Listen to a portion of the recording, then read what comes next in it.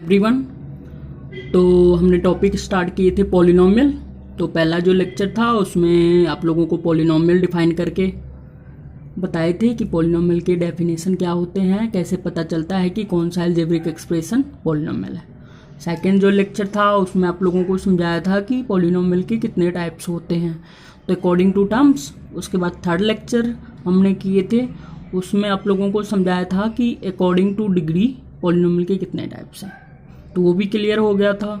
उसके बाद हम लोगों ने जनरल फॉर्म क्लियर किए थे जो काम आने वाले थे पिछले लेक्चर में। अब आप लोगों को समझाते हैं कि हम find the value of variable की हम वैल्यू कैसे फाइंड करते हैं। तो इसमें इंपॉर्टेंट है जीरो ऑफ पॉलिनोमियल्स, मीन्स कि अगर आप लोगों को वैल्यू फाइंड करने के लिए कह दे वेरिएबल के, तो हमने क्या करना होता है, जितने भी अलजेब्रिक एक्सप्रेशन होते हैं उसको हमने जीरो के इक्वल रख के उसमें से हमने वेरिएबल की वैल्यू फाइंड कर लेने होते हैं। तो अब देखिए जीरो पॉलिनोमियल है, क्वेश्चन हमारे पास तीन है। देखो ए एक्स प्लस बी है, सेकेंड क्वेश्चन है A X square plus B, third है एक्स स्क्वायर माइनस 9। तो अब इसमें वेरिएबल के वैल्यू हमने फाइंड करना है। तो पहला जो क्वेश्चन है उसमें देखिए, देखने से पता लग रहा है कि जो है वो लीनियर है, मीन्स कि एक्स वेरिएबल वन है। तो लीनियर में क्या होता है कि जितने वेरिएबल उतने ही हमारे पास वेरिएबल के वैल्यू आएंगे। तो इसको जीरो के इक्वल रख दो, बहुत ईजी है, इसको जीरो के इक्वल रख देना है जो भी एक्सप्रेशन होंगे आपके पास। तो ए एक्स इधर ही रह जाएगा, बी को उस साइड लेके जाएंगे तो माइनस बी होगा, एक्स इक्वल टू क्या हो जाएगा, ए इस साइड आके डिवाइड में होगा। बिल्कुल आसान था। हमने क्या कर देना होता है, जो भी एक्सप्रेशन होते हैं उसको जीरो के इक्वल रखने होते हैं, वेरिएबल के वैल्यू फाइंड कर लेने होते हैं। सेकंड क्वेश्चन था ए एक्स स्क्वायर प्लस बी। अब देखिए ये जो एक्सप्रेशन है वो क्या है, हमारे पास हाईएस्ट डिग्री टर्म कितना, 2, तो मीन्स क्वाड्रेटिक पॉलिनोमियल है। तो इसमें एक्स के वैल्यू कितने आने हैं, मैक्सिमम 2 आने हैं। तो क्वाड्रेटिक इक्वेशन में पॉलिनोमियल जितने भी वेरिएबल है उसके वैल्यू 2 आते हैं। लीनियर, एक एग्जाम्पल लीनियर का था, अब क्वाड्रेटिक का समझा देते हैं। अब ए एक्स स्क्वायर बी को उस साइड लेके जाएंगे तो क्या होगा, माइनस बी। अब यहाँ पे देखिए एक्स स्क्वायर ए इस साइड जाके फिर दोबारा क्या होगा, माइनस बी बाय ए। अब एक्स इक्वल टू क्या हो जाएगा हमारे पास, माइनस बी बाय ए रूट।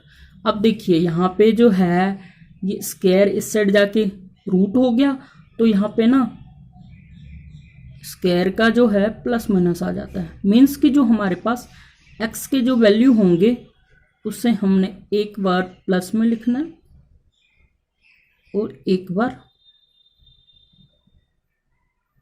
माइनस में लिखना है। ये था हमारे पास, ये हो गया एक्स के दो वैल्यू। तो वो फाइंड करना आ गया। वेरिएबल के वैल्यू कैसे फाइंड करते हैं। थर्ड जो है वो है एक्स स्क्वायर माइनस 9। अब देखिए इसको भी जीरो के इक्वल रख दो, एक्स स्क्वायर 9 इस साइड जाके प्लस 9 हो गया, एक्स इक्वल टू क्या हो गया, रूट 9। अब रूट 9 का जो रूट होता है वो होता है 3, तो यहाँ पे भी क्या हो जाएगा, प्लस माइनस, मीन्स कि एक्स के दो वैल्यू जो आएंगे, एक बार प्लस में एक बार माइनस में। समझ आ गया। अब आप लोगों को करवाते हैं, बहुत ही इंपॉर्टेंट टॉपिक है, find the value of P which is following. अब देखिए इसमें क्या है कि क्वाड्रेटिक इक्वेशन बहुत इंपॉर्टेंट है, ये बहुत ही इंपॉर्टेंट। आप अगर किसी कंपटीशन की भी तैयारी करते हो तो इस टाइप के सवाल वहाँ पे भी आ जाते हैं, और 9th-10th वालों के लिए तो बहुत इंपॉर्टेंट है ये। तो इसमें क्या होता है कि इसमें देखिए हम एक और फॉर्मूले यूज करेंगे, डिस्क्रिमिनेंट फॉर्मूला, डिस्क्रिमिनेंट फॉर्मूला। अब वो समझाते हैं। सबसे पहले देखिए हमारे पास एक्सप्रेशन होंगे क्वाड्रेटिक, और हमेशा ध्यान रखना है जो डिस्क्रिमिनेंट फॉर्मूला है वो क्वाड्रेटिक इक्वेशन में ही हम अप्लाई कर सकते हैं। तो अब जो जनरल फॉर्म है क्वाड्रेटिक का वो क्या होता है, A X square plus B X plus, इसको कंपेयर करो और क्या करना है, कंपेयरिंग करने के बाद ए बी सी की वैल्यू हमने फाइंड कर लेना। अब देखिए हमने करना क्या था, पी की वैल्यू फाइंड करने थे। अब डिस्क्रिमिनेंट फॉर्मूला जो है वो होता है बी स्क्वायर माइनस 4ac, ये आप लोगों ने याद रखना है। अब क्या करना होता है, अगर इस टाइप के आ जाए क्वाड्रेटिक इक्वेशन, यहाँ पे पी के कुछ मर्जी हो सकता है, उसके वैल्यू बोलेंगे आपको फाइंड करने के लिए। तो सबसे पहले क्या कर देना होता है, इसको डिस्क्रिमिनेंट कि फॉर्मूले लगा देने हैं और इसको क्या कर देना है, हमने 0 के इक्वल रख देना। देखिए 0 के इक्वल रख दिए, तो b का वैल्यू हमारे पास यहाँ पे क्या है, p, a का 3 और c का 5।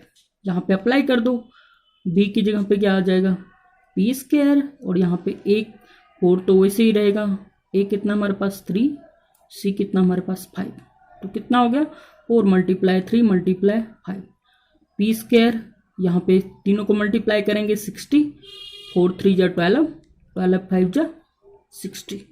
अब पी स्क्वायर 60 को इस साइड लेके आओ, कितना हो गया 60, पी की वैल्यू हमारे पास कितने आ गए 60।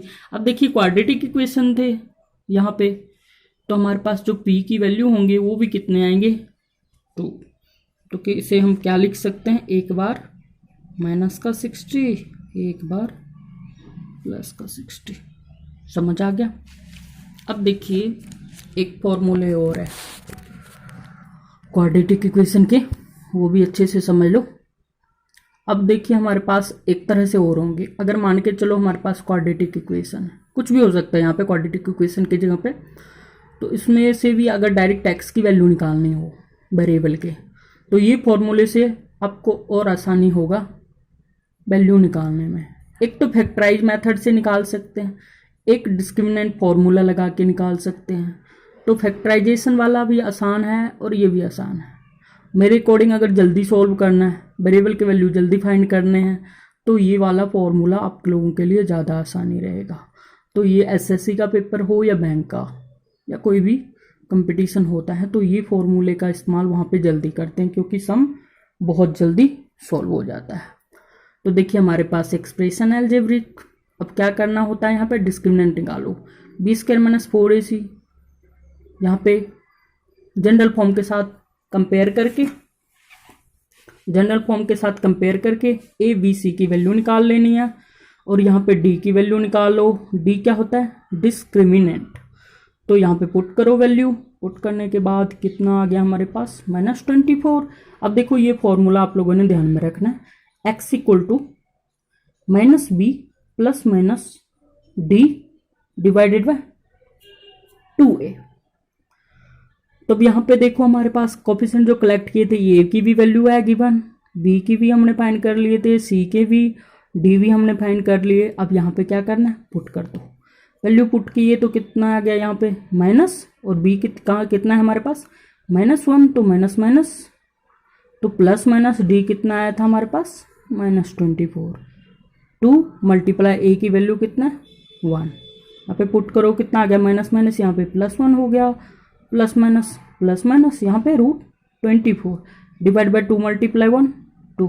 अब देखो x की वैल्यू हमारे पास, ये देखो जो हमारे पास एक्सप्रेशन थे क्वाड्रेटिक थे, तो हमारे पास जो x जो वेरिएबल के वैल्यू आने हैं वो 2 आने हैं।